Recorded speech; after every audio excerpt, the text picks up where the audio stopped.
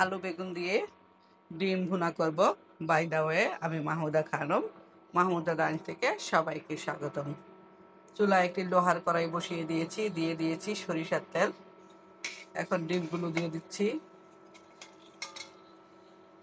ডিমগুলো দিয়ে দিলাম, একটু হালকা করে ভেজে নিব।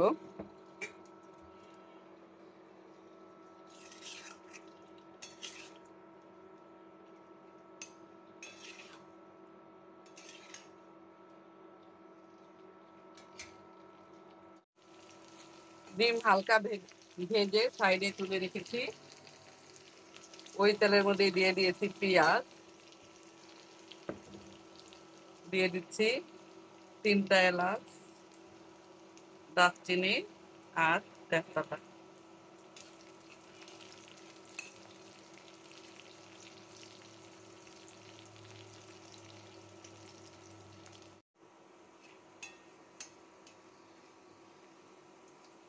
পেঁয়াজ আর একটু ভেজে নেব,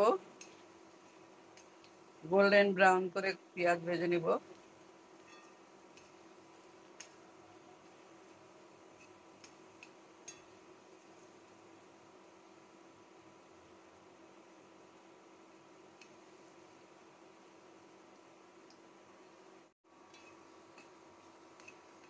পেঁয়াজ অলমোস্ট ভাজা হয়ে গিয়েছে, দিয়ে দিচ্ছি আদা রসুন বাটা।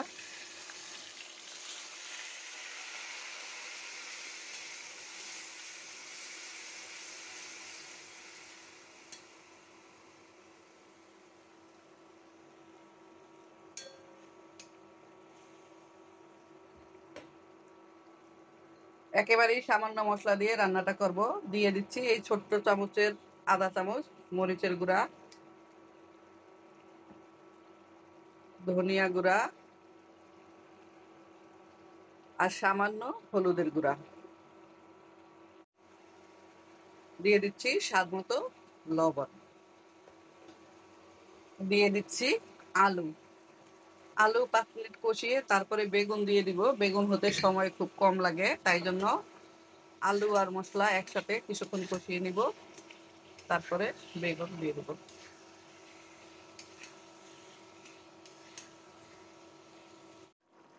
ঢাকনা দিয়ে ঢেকে আলু কিছুক্ষণ কষিয়ে নিলাম।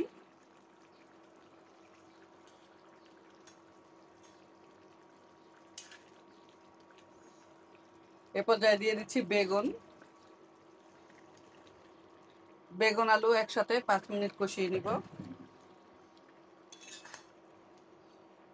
কারণ ডিম দিব একেবারেই শেষে 5 মিনিট আগে, না হলে ওভার কুক হয়ে যাবে, খেতে বেশি ভালো লাগবে না। একদম শেষের দিকে ডিম দিয়ে দেব।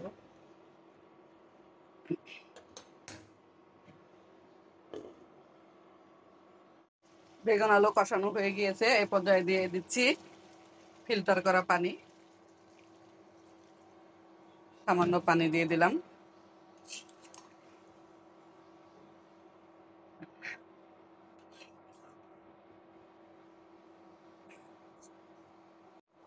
গ্রেভি সুন্দর মতো ফুটে উঠেছে, এ পর্যায়ে দিয়ে দিচ্ছি ডিমগুলো।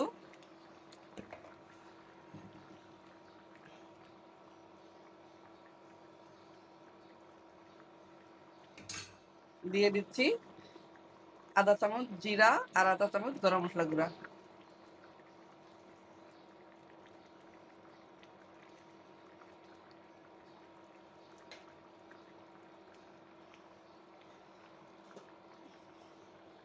ঢাকনা দিয়ে ঢেকে 5 মিনিট রান্না করব।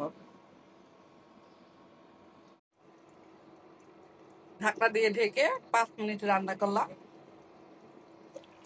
রান্না অলমোস্ট ডান। পরিবেশন করব 20 মিনিট পরে। ফিরে আসলাম 20 মিনিট পরে।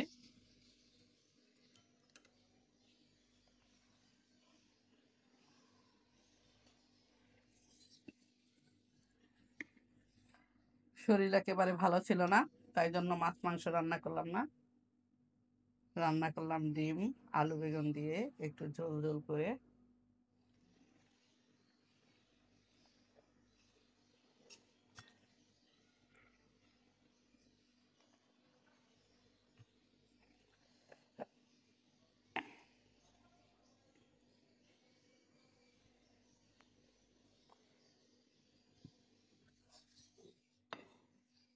এই হলো আজকের আয়োজন।